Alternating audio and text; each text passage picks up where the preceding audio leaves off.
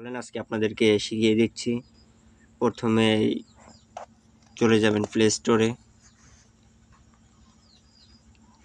স্টোরে আসার পরে সার্চ করব আমরা এবি প্লেয়ার্স। দেখেন আমার উপরেই চলে আসছে এবি প্লেয়ার্স। আপনারা ভালো করে দেখে নেন এবি প্লেয়ার্স লিখে সার্চ করলে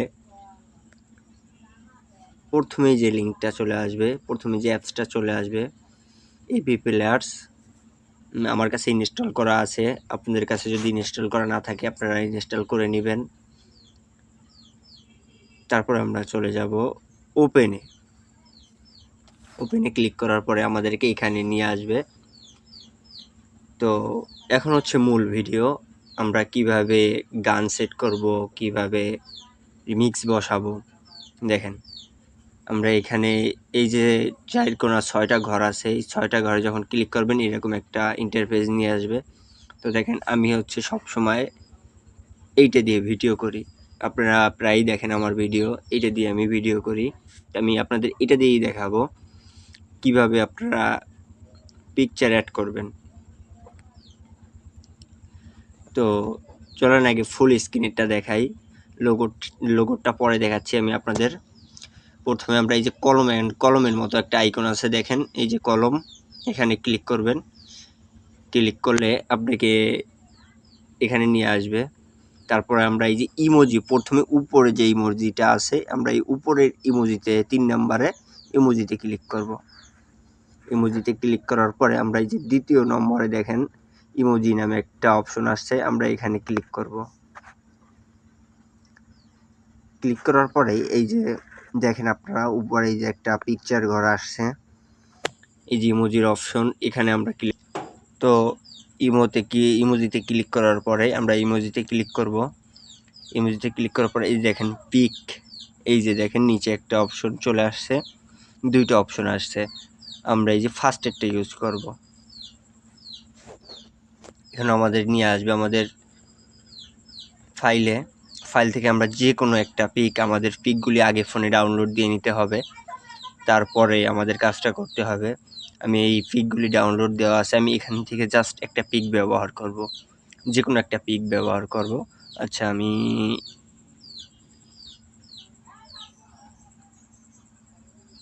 এই পিকটি নিতেছি। দেখেন আমার ব্যাকগ্রাউন্ডে কিন্তু ওই পিকচারটা চলে আসছে। আপনি লক্ষ্য করে যদি দেখেন আমার পিছনে কিন্তু ওই লোগোর পিছনে কিন্তু ওই পিকচারটা চলে আসছে। এখন আমরা লোগো চেঞ্জ করব। যদি আমরা লোগো চেঞ্জ করতে চাই বা আমরা লোগো লাগাতে চাই তাহলে কি করতে হবে, আমরা আবার সেই কলম আইকনেই ক্লিক করব। তারপরে আমাদের দেখেন এই যে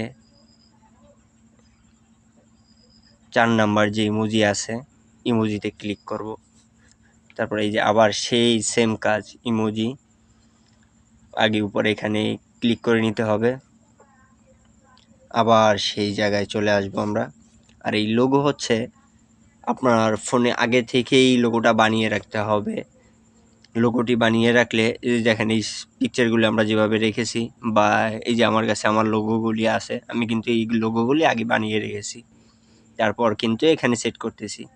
তা আপনারা আগে লোগো বানিয়ে নেবেন, বা যে কোনো একটা লোগো, এই যে লোগোর উপরে ক্লিক করলেই, এই যে ক্লিক করলেই লোগো জায়গার মতো চলে যাইতেছে, এই যে লোগো চলে আসছে নতুন করে।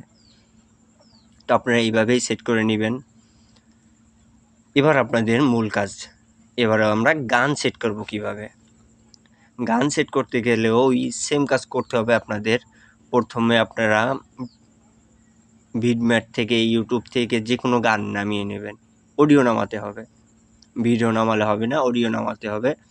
নামানোর পরে আপনারা একটু ডাইনে টান দেবেন, টান দেওয়ার পরে দেখবেন অনেক, এই যে আপনি যে সমস্ত গানগুলি নামাবেন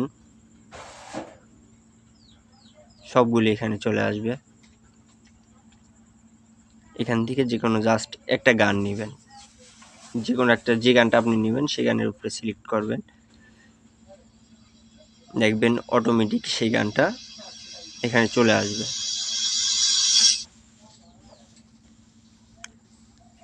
তো চলে আসলে আমাদের ভিডিওটা পছন্দ হলে আমরা এখান থেকে এই যে উপরে দেখেন ডাইন সাইডে এখানে ক্লিক করব।